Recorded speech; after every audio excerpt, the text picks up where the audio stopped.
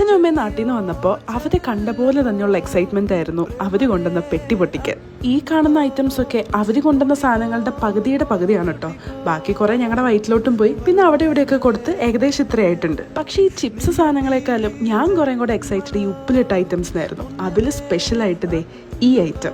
നിങ്ങളിത് എത്ര പേര് കണ്ടിട്ടുണ്ട്, കഴിച്ചിട്ടുണ്ടെന്ന് എനിക്കറിയില്ല. പക്ഷെ കല്യാണം കഴിയുന്നവരെ ഇങ്ങനൊരു ഐറ്റം ഉണ്ടെന്ന് എനിക്കറിയില്ലായിരുന്നു. ഗോകുലിന്റെ വീട്ടിൽ ഞാൻ ചെന്ന് കയറിയപ്പോൾ ഞാൻ പരിചയപ്പെട്ടൊരു ഐറ്റം ആയിരുന്നു വാഴപ്പിണ്ടി ഉപ്പിലിട്ടത്. സ്ട്രെയിഞ്ച് അല്ലേ?